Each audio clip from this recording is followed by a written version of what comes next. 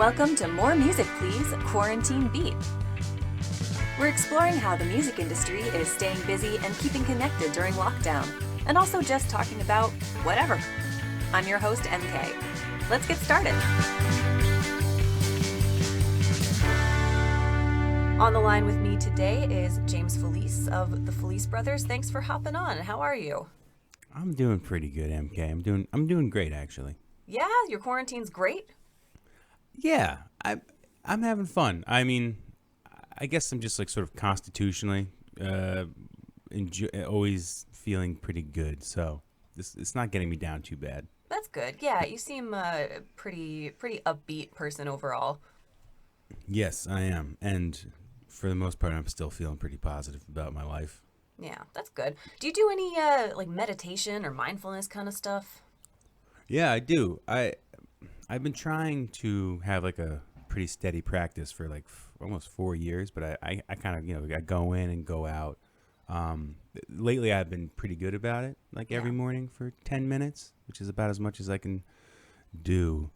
But I find it really helpful, and it's been helpful for me since I started doing it, like I said, 4 years ago. Yeah, I've been trying to get more into it, even if it's just, 5 minutes outside while Figgy eats his breakfast. I try to, sit there and just be present and, do the whole, like, being aware of my body kind of thing. And, yeah, it's been good. I think it's been helpful over the last few days. Yeah, I find it's just so funny when you stop for a second and then you just realize that 99% of your life you're just thinking.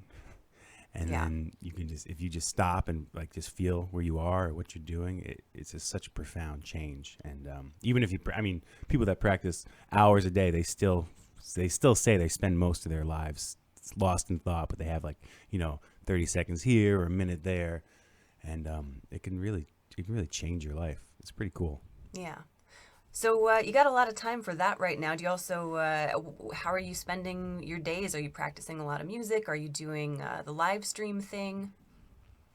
I haven't done any live streams yet. Allison, my girlfriend, who I live with, has, and I've sort of jumped on a couple with her. Mm-hmm. But no, I haven't done any live stream. I've been playing music a lot. I try to play or practice or write for at least a couple hours a day. I do that. What the heck else do I do? I wake up, go for a walk. I'm just trying to be outside as much as I possibly can, especially if the weather's decent. Yeah. Where were the Felice Brothers in kind of the album tour cycle when all of this happened? Did you have a tour get disrupted, or were you kind of in the middle of planning a new record? We did have a tour get disrupted. So far, two. Mm-hmm. We were, luckier than a lot of bands. And it's if this had happened a year ago when we were just about to release Undress, our last record, we would have been in a really bad situation. I know a lot of bands are in a rough situation now because a lot of bands or artists are releasing records, or were releasing records, especially in March, like around South by.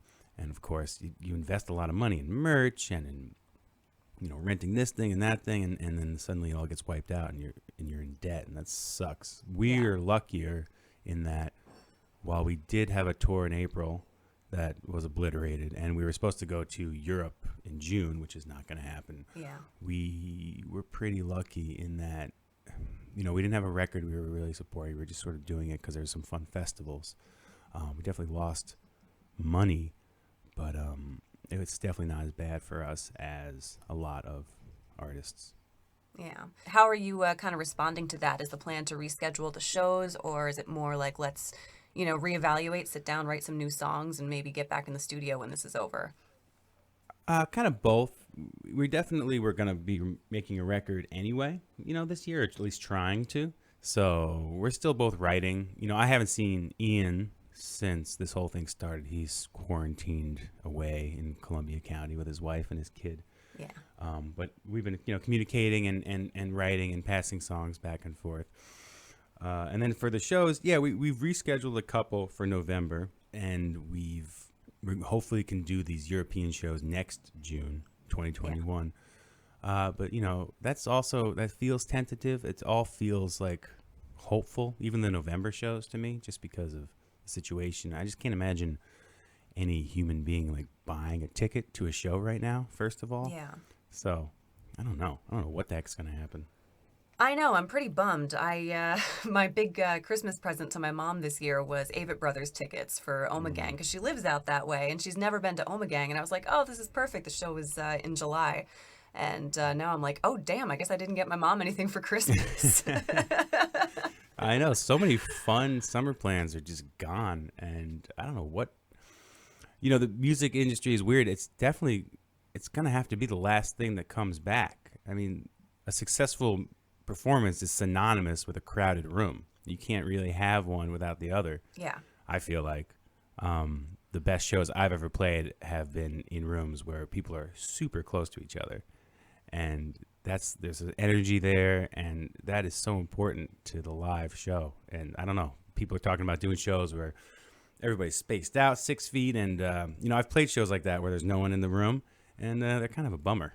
Yeah, and the car concerts that I'm seeing, some countries trying out where people like drive up and sit in their cars and like a DJ plays, or I guess they're talking about doing some concerts that way. And I guess it's better than nothing for, the artist and the audience, but it doesn't sound that fun, especially, I mean, inherent in having a car concert is somebody's got to be the designated driver for every car, so you can't even really like party. Oh yeah. Yeah, I don't know. It is. The music industry Ooh. is based on large gatherings of people, so yeah, we have really been taking a hit. Yeah, I feel like us comedians, that's a big one, and then of course like a lot like sports, that's another one. Yeah. Yeah, I don't know what the heck's gonna happen. Maybe sports can come back sooner. Outdoors probably before indoors. Yeah, I've been seeing like neighborhood kids out still playing soccer and stuff, and I'm like, yeah, you probably shouldn't be doing that, but you're so bored. Like, who am I to say anything?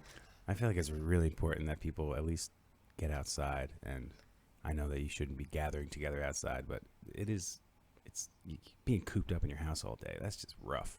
Yeah, well, I mean, let's talk about some other stuff too. I love that we have such a wide variety to choose from here that all kind of falls under the umbrella of fitness. You are an avid biker. You're always out riding your bike, and also, hitting the gym a lot. Are you doing the home gym thing right now? How are you working out?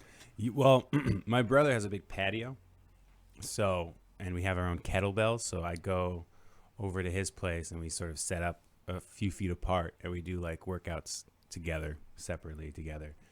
So that's been really awesome. Just sort of, we have a couple kettlebells. So I've been doing like a kettlebell workout a couple times a week with him.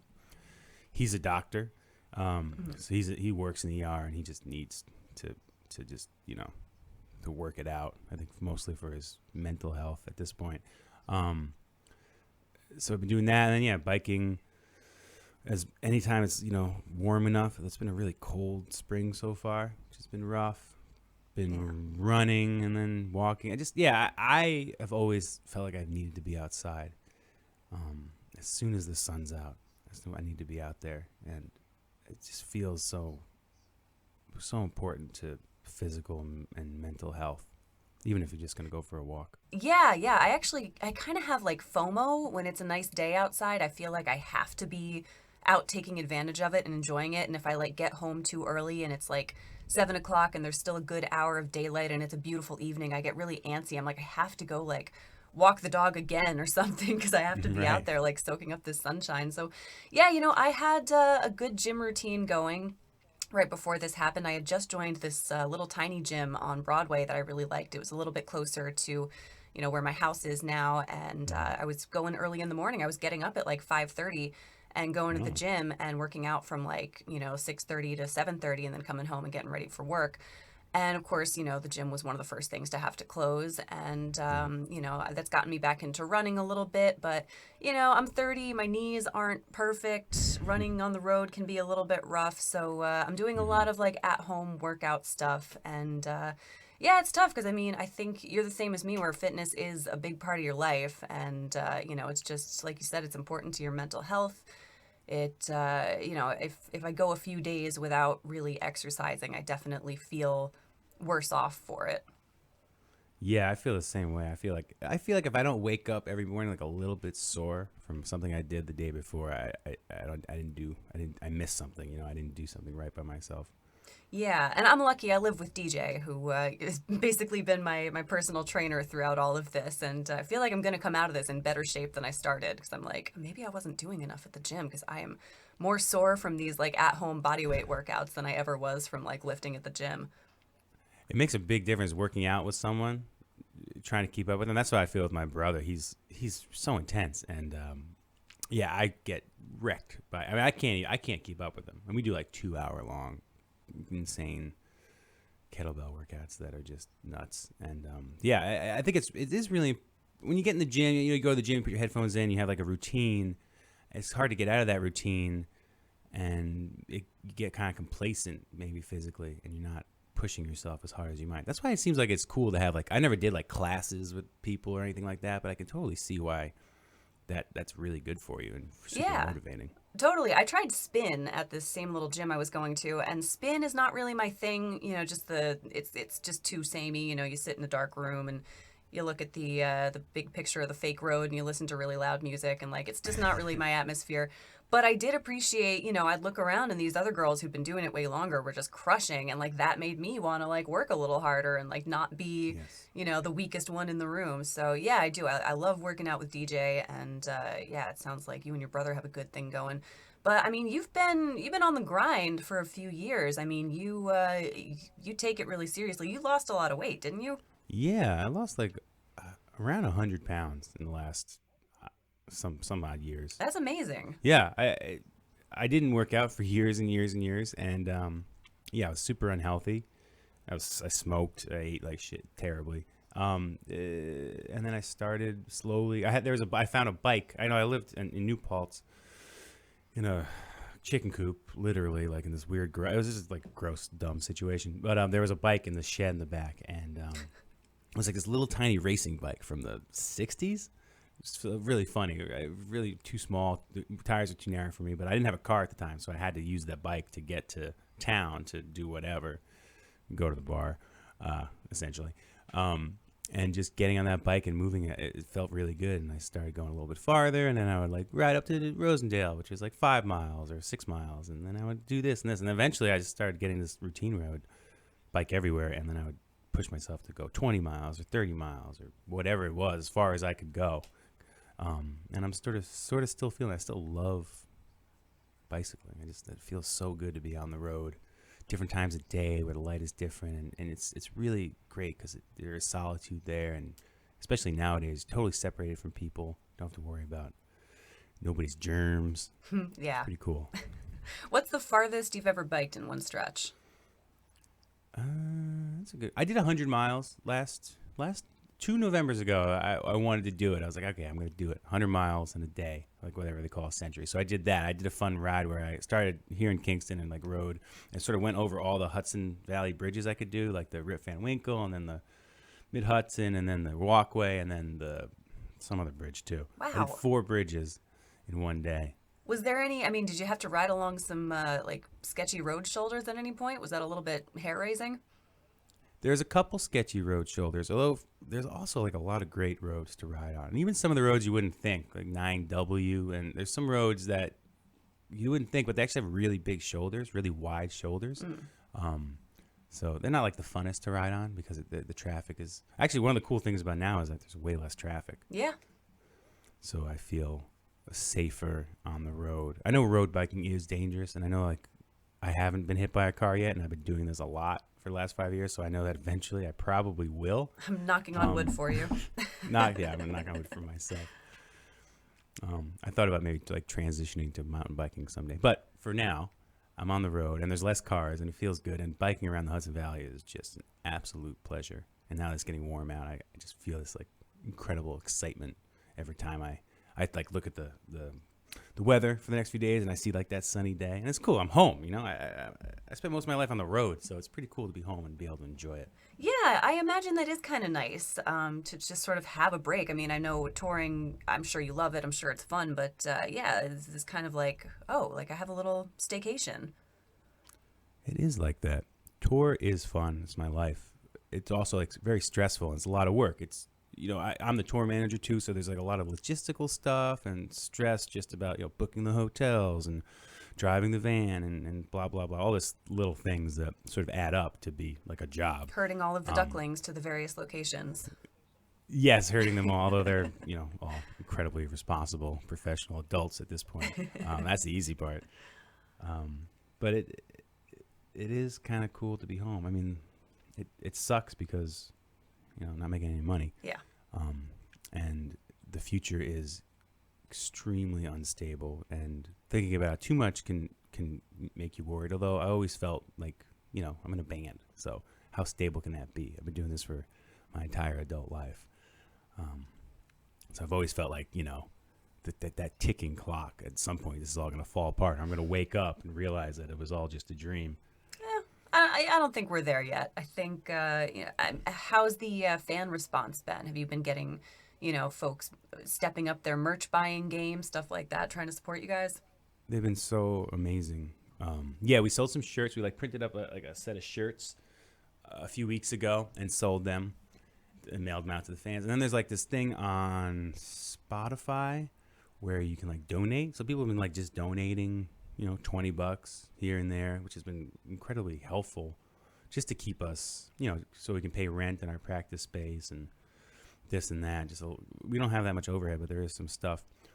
So yeah, the fans have been incredible. Our fans have always been incredible, generous people, kind people. And I feel like I miss them in a weird way. Because there's, a lot of these people have been coming to shows for 10 years, 15 years, 5 years, whatever. I've seen them at many, many shows. And yeah, it's been a while since I've seen any of them, and it might be a while still. Yeah. Do you have folks who follow you around the country? Do you get that kind of scene? Yeah, for sure. Maybe not around the whole country, but definitely people will do a week of shows or a region of shows. That happens all the time. Oh yeah, we're following you for all your shows that you're doing in California or the Southeast or whatever. So yeah, that happens often, and there's people that will make a week of it, like a vacation. It's really cool. A lot of folks, instead of going to Paris, they'll follow their favorite band. And God, I miss that. I really, cool? I really miss going to shows. I know. think I might have to do that, especially now. I don't have my my full-time job anymore, so I'm like, oh man, once I can do stuff again, I can do anything. Right, it's really incredible. You realize how big the world is and how full of possibility it is when you're stuck in your house. Yeah, no, I mean, I enjoyed my job. I loved my job, but there's definitely something to be said for knowing that I have the freedom to just pick up and go, and I don't have to put in for vacation days or worry about who's going to cover my shift. It's kind of freeing. It is freeing. It's scary, I'm sure, but it's also, the world is your oyster now. Once the oyster opens, or whatever that analogy is. Yeah, exactly. I think that's a good analogy. The oyster is currently shut. The oyster is currently shut, but... Oh man, yeah. So what else have you been doing to keep fit, keep active? You said you're running a little bit? Is that new for you? I've been doing that for about a year. Allison, my girlfriend, is a runner. She runs every day. So yeah. I try to keep up with her a little bit, though I can't run nearly as much as she does. And I feel it. If I run more than 4 or 5 miles, I definitely feel it the next day. And I've changed up the way I run. I've tried to be really smart about my technique and the mechanics, just because I'm a big guy, and every step does something. This takes a little bit out of you. What have you learned about the mechanics of running? Because I think that's what I need to get into. How do you adjust to make it easier on your joints? Have you ever heard of this book called Born to Run? No. It's awesome, and it's a great. It's like a sports journalist. He writes about. It's actually one of the most entertaining, interesting books you can read about any sport, or really about anything. But anyway, he talks about how human beings were sort of more designed to run on, instead of striking your heel as you run, like most of us do, or at least I did naturally. You get a nice running shoe, a Nike, and there's a bunch of cushion in your heel, so that when you're running, you strike with your heel first, and you can't feel the impact because there's a big cushion. But eventually, that impact from your heel sort of travels up into your knees or into your hips or into your back, and causes a lot of damage. And basically, human beings aren't really meant to run like that. We're meant to run striking either flat-footed, I guess, or even with your forefoot. And there's like a natural hinge in your foot where you strike with your forefoot, and then some of the energy from the strike is absorbed into your ankle, and that helps sort of dissipate the energy and causes way less harm and damage throughout your body. And so I sort of, yeah, it's interesting. I'm trying to picture how that would feel. I mean, is it hard to get used to? Yeah, when I first started like really focusing on it, I got my mother actually for my birthday. I guess it was last year. It was really nice for her. She bought me like basically barefoot running shoes, basically, essentially, like really just shoes with no cushioning. And it makes it so that you really can't run on your heels because it hurts. After a few minutes, it like really hurts. So you have to really focus on that. And the first time I did it, I ran like 2 miles, and what it really does is it blows your calves out in a way that's absolutely crazy.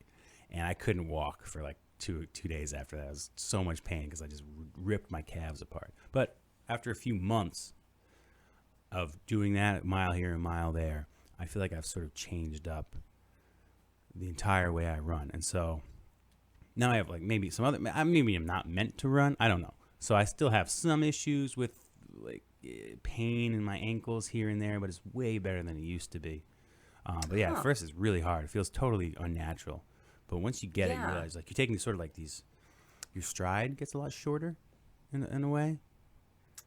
Yeah. The calf thing, I'm sure, is crazy. Are your calves like ripped now? Yeah, I think my calves are pretty ripped now. Does it help with biking? Have you noticed? Like, are you stronger when you bike now too? You know, it's so hard to tell. There's not that much. From what I was really excited. I was supposed to. I don't think it's going to happen anymore. But I was going to do a triathlon this summer, and so I was reading a little bit about, what you can do to improve your running with your biking, and then there's swimming, which is a whole separate thing, which I don't know anything about. But there's not that much crossover between the muscles you use for biking and the muscles you use for running. There's like general fitness, and there's cardio fitness that obviously improving one will improve the other. But from what I've been reading, it doesn't really running does not make you a good biker, and biking will not make you a better runner, just mechanically. It just doesn't you don't really use the same muscles. So actually, no. But I have noticed with this kettlebell thing I've been doing, just feeling a lot stronger and better at everything, which is interesting. Are you eating clean too? Let's talk a little bit about diet. You are you do the feasting bowl. Yeah. But is that different every time? Yeah. I try, like, that's usually like my lunch or breakfast lunch is, feasting. This is a big salad with, I like canned sardines or oysters in it. That's like my main thing. That's a weird family thing. I don't know why, but me and my brothers grew up eating sardines. It was just sort of like they're always in the house. They're sort of like this easy snack you could grab. And most people are horrified by them, but we always really enjoyed them. They're cheap, and they're a really good source of protein and I think minerals and whatnot. They seem really healthy. And my brother Joe, who's like I said, a doctor, he's obsessed with them. He gets them. He gets them like by the, I don't know, by the pallet, and eats them every day, a few cans a day. And he's like the healthiest guy I know. So I sort of ripped him off, and now I'm doing it every day. Yeah, I've come around on sardines a little bit. Not that long ago, I ordered out from Opa. You ever go to Opa in Uptown Kingston? No, I have not. Oh, they're great. Really good Greek cool. food. And they're still open for takeout. And they have, I think it's like an appetizer, but it's basically like these little fried sardines. And it's delicious. And I like ordered it on a whim one day. And just a little salty fried fish, man. Can't go wrong. Can't go wrong with that. Yeah, they're all, there's a bunch of different companies that have canned sardines, and some of them are truly gross. And I've had really gross sardines, like from the gas station. I get like the fancy ones now. They're Crown Prince, and they're just really good. They always taste good. Every can is good. You don't get like weird. With some of the other stumps, you open a can of sardines, you'll get some weird, messed up looking fish that do not taste right. But these guys are pretty consistent, which is important if you're going to eat it every day. Yeah, definitely. You don't want to open a can and have it smell weird and get all bummed out. No good.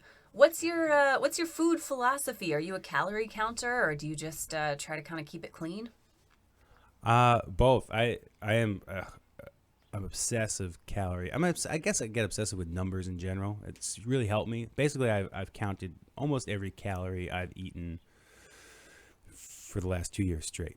Damn. Um, yeah, basically almost exactly 2 years I've been doing it. I just have like an app on my phone, and I just Mhm. put in almost everything I eat almost every day. Some days I skip. Some like I always like I try not to do it like on like a holiday, like Christmas or whenever if I'm having fun. Um, but every other day, yeah, I try to put in everything, and it really helps me. It just I know it's not accurate, and I know I'm probably undercounting or usually undercounting, but it just helps keep me focused. And if I look at the nutritional information, and there's just like you don't want to have to put in like 250 calories for some stupid drink they don't even want. So it helps you to sort of like around the margins, not eat things that I shouldn't be eating.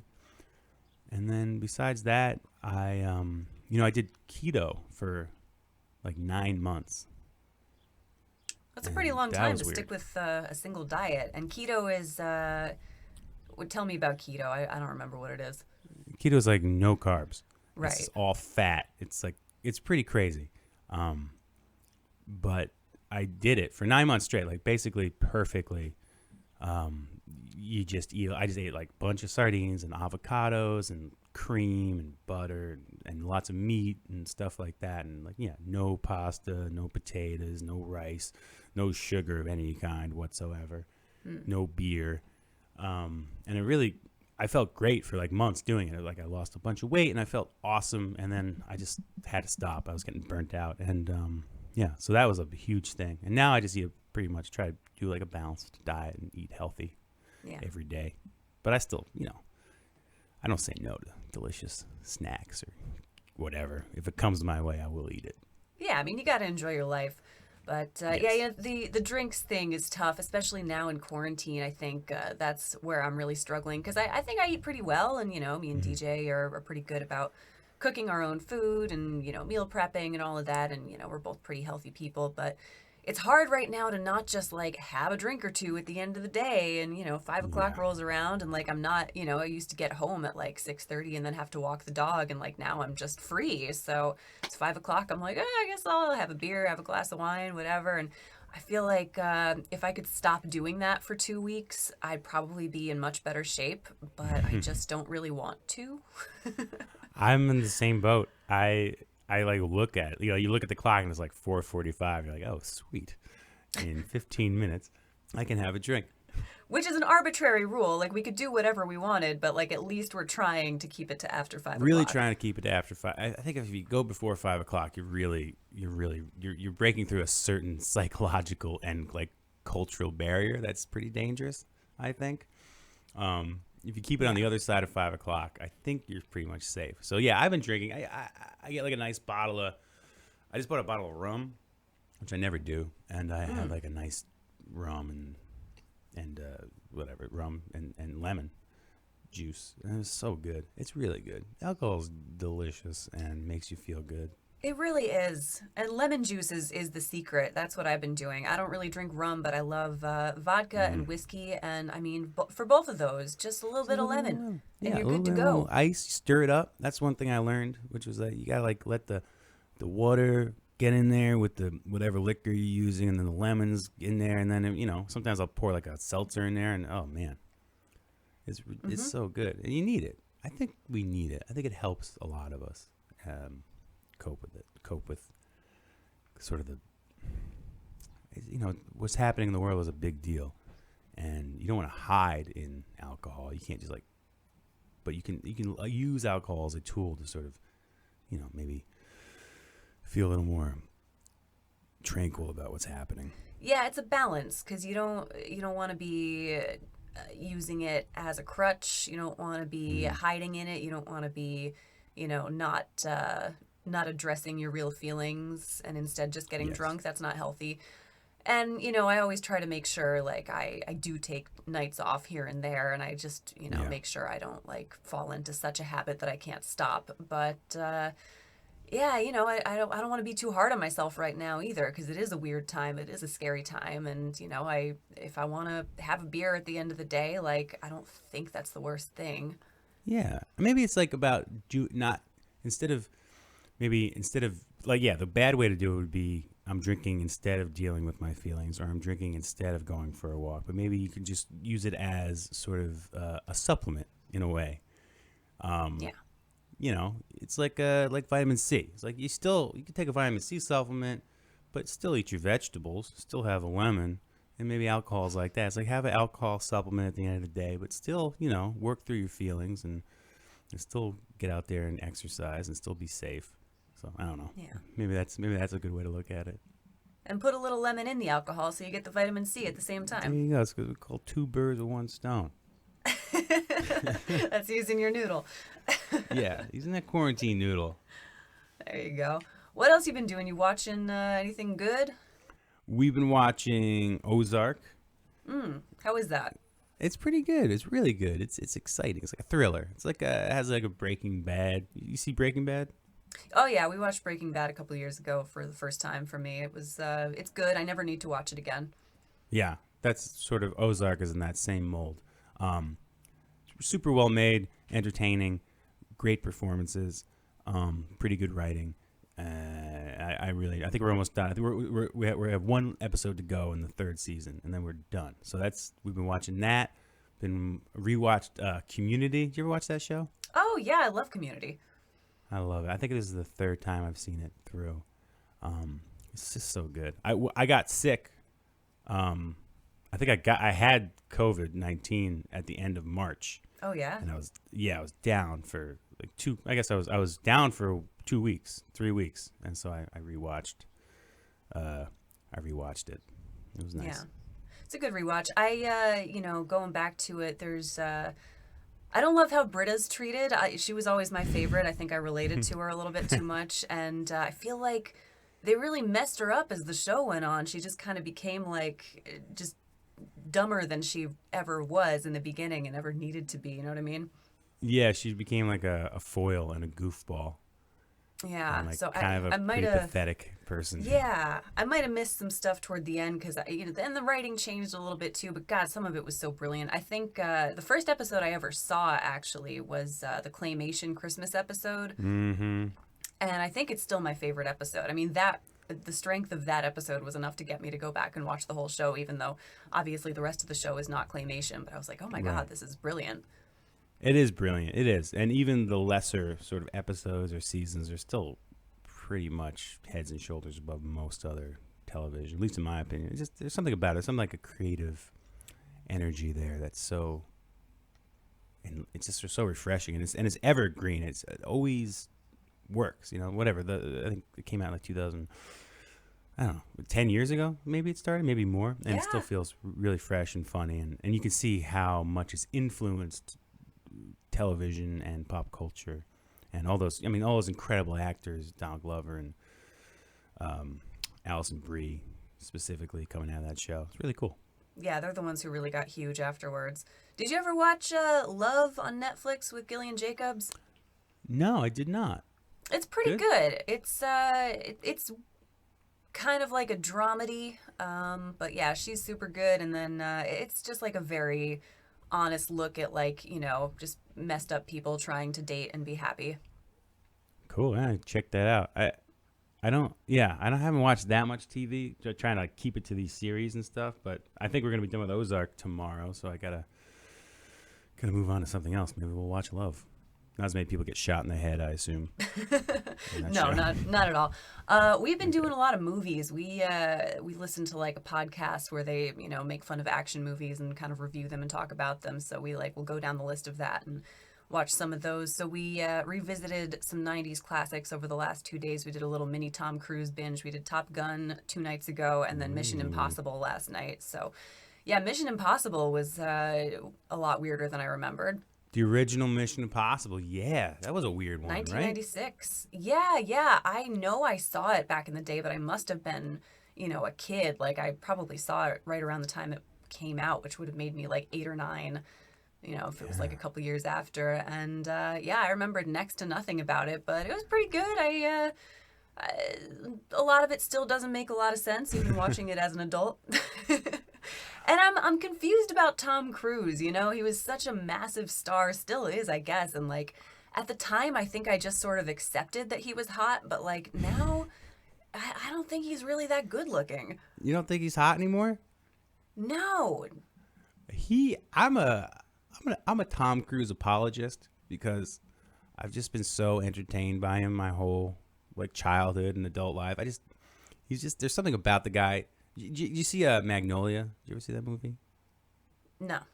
It's Paul Thomas Anderson. It's Paul Thomas Anderson made Boogie Nights, and he made The Master, and There Will Be Blood. He's probably one of the best filmmakers alive, easily. And he made a movie called Magnolia, which is absolutely bonkers. I think it came out in like 2000 or something. But Tom Cruise is in that as a supporting role, as like a self-help sort of like guru, like a who's that guy? Like Tommy Robbins, or is that Tommy Robinson? Anyway, he has that sort of vibe. Tony Robbins? Yeah. Yeah, he is absolutely phenomenal in that role, and he really brings it. And he's a good actor. He's a good performer. He's charismatic, and he's really physical. And I loved all the Mission Impossible movies. Yeah. No, totally. He's fun to watch. He's undeniably fun to watch. Definitely. He's got he's got the je ne sais quoi. He's got the je ne sais quoi. He's out of his goddamn mind for sure. Yes. Oh my God, I know. Yeah, you can even see it like in Top Gun. We were watching it, and there's like a very intense close up on his face at one point when he's staring at Kelly McGillis, and I was like, he's always had crazy eyes. Yeah, he's in a crazy cult. It's messed up, but guy can run. I love watching him run on screen. He really does. Yeah, he's a good runner. And you always forget that he does his own stunts, which is bananas. It is bananas. It's really cool. There's some great. I guess Keanu Reeves is like that kind of thing too. He does a lot of his own stunts. It makes a big difference. There's that practical effect. You can actually really see it and feel it on screen. That's why I love those John Wick movies so much. Have you seen those? Yeah. No, I haven't watched those ones specifically because I know that a dog dies and I can't watch dogs die. But, maybe one of these days I'll suck it up and get through it. But, yeah, no, the practical effects thing is huge. And we've been watching a lot of these old action movies from like the 80s and 90s. And they're so much fun because of that. Like when something blows up, something's really blowing up. Yeah. Or like when a car falls off of a, parking garage. Like they really pushed a car off a parking garage and it looks so much better. It's so much better. I love watching cars explode and crash on screen. Always have. I never realized I did until I started watching movies where they really did it. And I was like, oh, that is fun. Oh, it's the best. I love a great car. Blues Brothers. You ever see Blues Brothers? That's the best car crash of all time. Yeah. I actually, right before everything shut down, I got to see Blues Brothers for the first time at, JB, who works at Dark Side in Poughkeepsie, who was in one of DJ's bands. Oh, yeah. I was in a band with him back in the day. Oh, no kidding. Oh, I didn't know that. Yep. What kind of band? A long time ago. We were like we're in a prog rock band. No kidding. This is like right after I got out of high school with my buddy Dave, who lived in Highland. It was sort of his project.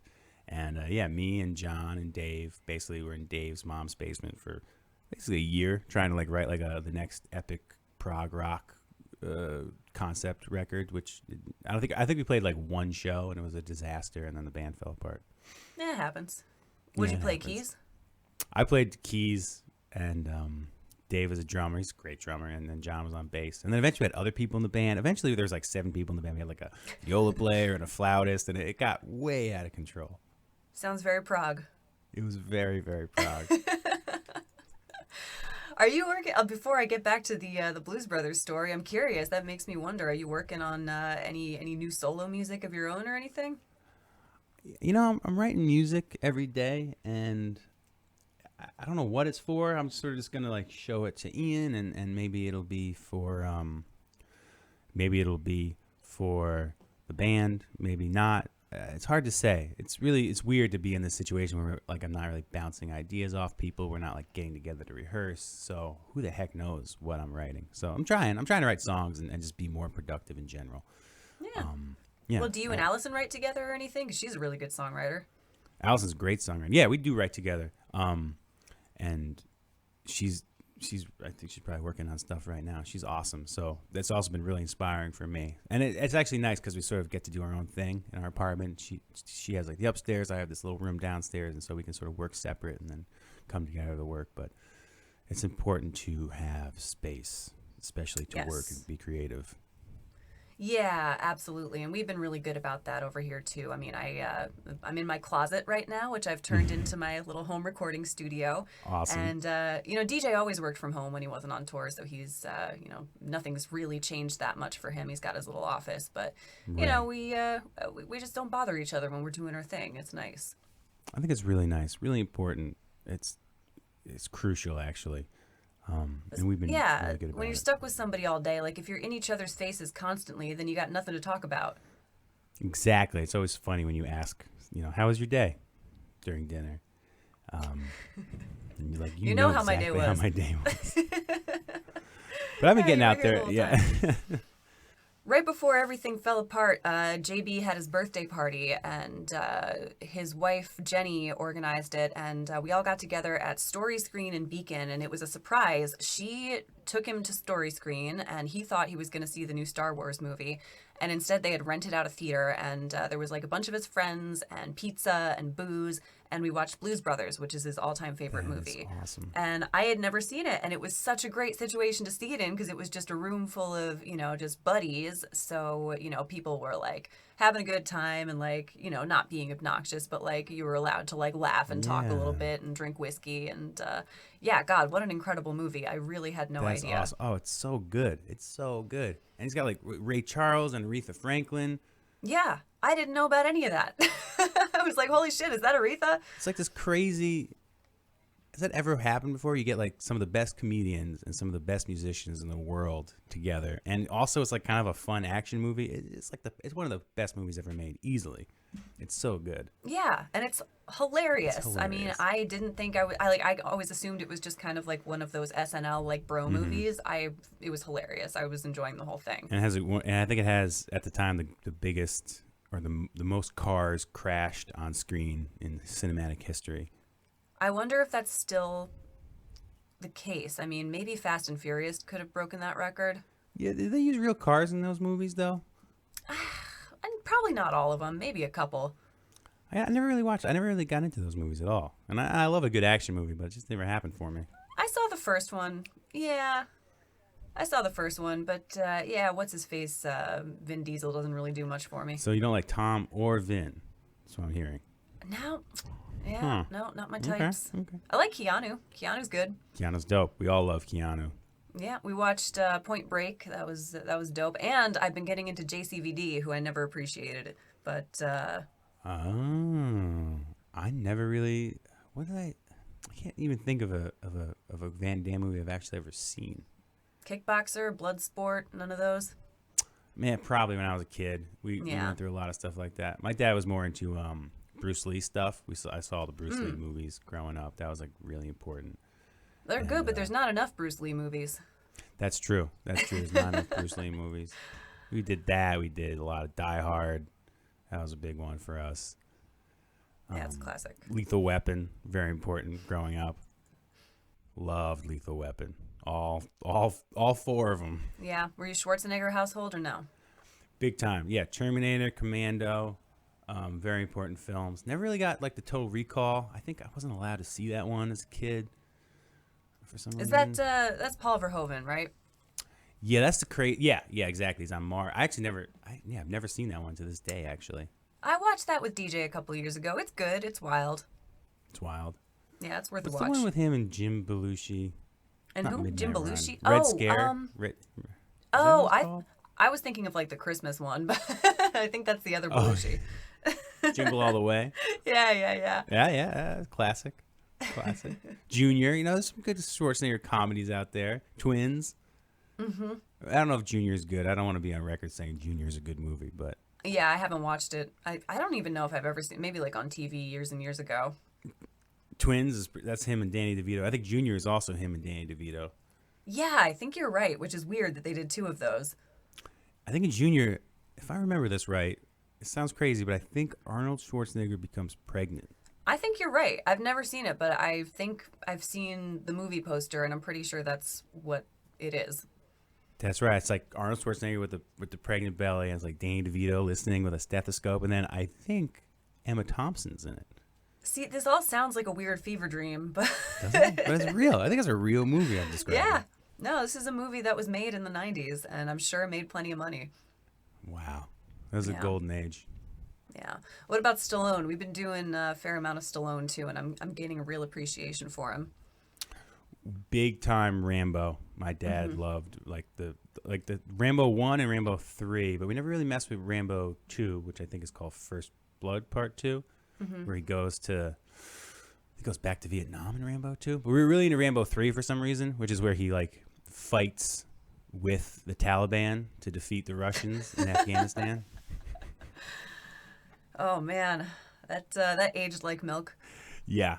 I'm sure it's not a good movie, but yeah, love Stallone. Loved obviously Rocky. All the Rocky movies were really important to me growing up. It's funny how many like bad sequels there are to all these great films, but Oh, I know, and they're still trying to do them. We actually saw the new Terminator in theaters last year, which was not bad. I think people didn't like it, but I kind of enjoyed it. It was there was a lot of like badass female characters who were like not not just eye candy. They were actually like very central parts of the movie. And yeah, I thought it was pretty good. I mean, it wasn't perfect. It was a modern action movie. It was kind of dumb, but yeah, I had a fun time. I don't know why people panned it so hard. I don't even. That's the one where Linda Hamilton comes back, right? Yeah, yeah, she's in it.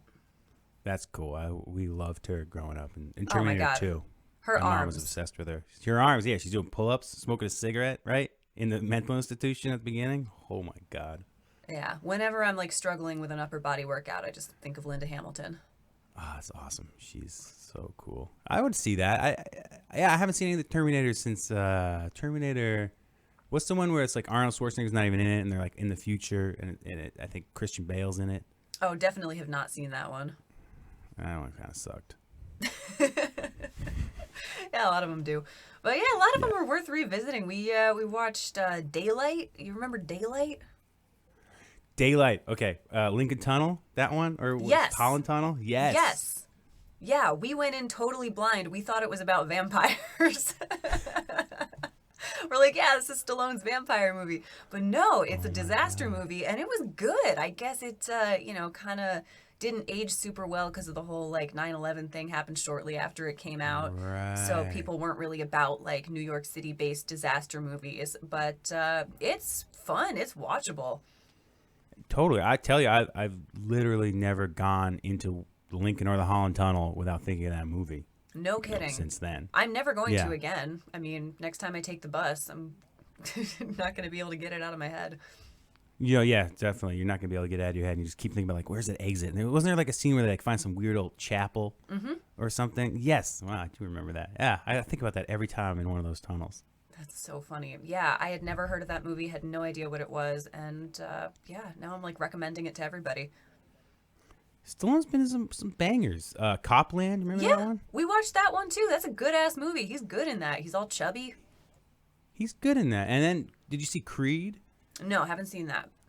That's a Rocky sequel. That is a great. I haven't seen Creed 2, but Creed is awesome. When was And that? Is Stallone's- that That was like 4 or 5 years ago, or all something. right? So in modern there. era. Yeah, modern era. Michael B. Jordan plays yeah. Apollo Creed's son, and he's amazing in it. And Stallone is. I think Stallone got nominated for an Academy Award. Huh. He was Yeah, I'll have he was to get great into in it. it. Yeah, it's a great movie. Well, we are about 10 minutes out from an hour, so I'll let you get back to your morning in a sec. I just want to ask, what are you going to do when this is over? What's your first order of business when you're allowed to travel again and see people? Oh my God! I'm going to see my folks for sure. My family. My sister had a baby a few months ago in September. Ah, congratulations. Yeah, so I haven't, we hung out with them a couple times, and I haven't really been able to see them. I actually have a lot of family I haven't seen. I have, brothers all over the place. I haven't seen Ian or my brother Simon or my sister Claire, who also just had a baby. Man. My brother Joe had a baby, although I kind of get to see her because I'm over in this patio sometimes. Yeah, I just have a lot of family. My folks, like I said, my little sister Rosie, I haven't seen her. She lives with my folks. So yeah, for me, it's going to be a few weeks of hanging out, visiting my family, and then who the heck knows? I don't know. I don't think it's going to be like, one day everything's going to be open and back to normal. It's just not going to happen. It's going to be a slow transition. And we might even have to take a few steps back here and there. And so definitely not going to like be traveling to India or doing anything super fun like that for a while. Yeah, I'm a little concerned about the second wave in the fall, but, try to ride that out too. And then, hopefully get back to business, I just want to, I want to get out. I want to travel. I want to see all kinds of things. I've got like these Switzerland plans and Eastern Europe plans. And of course, also see my nieces would be good. But yeah, maybe we could travel, be in the, instead of maybe going to cities, it's more about going out to countrysides. And I mean, there's just so much of this country that I've been around this country like 100 times, but I still haven't been to the Grand Canyon. I haven't been to Yosemite. Yeah, well, when you're touring, you don't really get the luxury of like stopping and doing sightseeing things very much, I'm sure. You're just kind of like on to the next place. Stuff. I've been to every single city a bunch of times and most of the big towns. But yeah, I haven't done proper national parks, so that could be fun. I wonder if hopefully people will hopefully this summer, best case scenario is that things loosen up a little bit. Maybe we could have some outdoor shows. Who the heck knows? That'd be awesome. Maybe local shows, local, instead of like traveling around the country, bands can sort of play locally, and that could be good. That could be good for local bands, instead of people saving up to see Dave Matthews at SPAC. Maybe it'll be different. Maybe it'll be local, smaller shows with less people, but still fun and bringing communities together. That could be a wonderful thing. Yeah, that could be great for local bands and venues and everybody. Local economy, kind of keep it in the community. Keep it local, yeah. I don't know how exactly you would enforce them. Maybe don't let people from the city in. I don't know if you could do that, but you could definitely do stuff like that. Block parties. I don't know. Maybe that's crazy, man. It's irresponsible, but eventually it's going to come back. And I just wonder how it's going to sort of transition from this, which is nada, to at least being able to be around some friends and some strangers in the same vicinity, at least in the same parking lot or the same field. Yeah, well, once we can kind of start doing it in like tiers, I guess, do groups of 10 and then groups of 25 and then groups of 50. And once we get up to 50, you got a pretty decent concert as long as the venue's not too big. Yeah, that's totally true. 50 people. And I mean, so many people go to shows to be anonymous or to meet someone, right? Or to just whatever, there's so many fun, interesting things that can happen at a show beyond seeing your favorite band. You can make a new friend or meet your future boyfriend or girlfriend or like that. That happens all the time. That's so important to sort of the lifeblood of our culture and our small communities. So, yeah, we're not going to be able to live without it forever. Well, James, where do we go to find out about your music and Allison's music? What's your socials? What would you like to plug? We got Felice Brothers on the internet, like Instagram. I think it's just called the Felice Brothers. And then Allison is Allison Olander on the internet, Olender. And then I have my own my own Instagram, Cucumber Guy, where I photograph bugs and flowers nowadays. And that should be getting going soon. Now there's bugs coming out. Lots of bugs coming out. Everything is we've got so many birds in my backyard. It's, should be a good season for it. Well, thanks again for hopping on with me, and I will see you around Kingston. I got to fix up my bike soon, so I'll probably wave at you on the road one of these days. Awesome. I can't wait. I can't wait to see you from afar, MK. Enjoy the rest of your Wednesday. Thank you very much. Have a lovely day.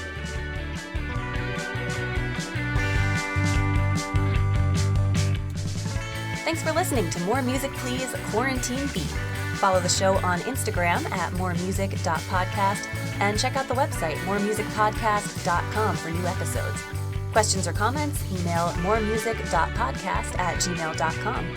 Thanks to DJ Scully, Michael Cadnar, and James Stewart for the catchy theme song you're hearing now. I'm MK Burnell. Talk to you next time.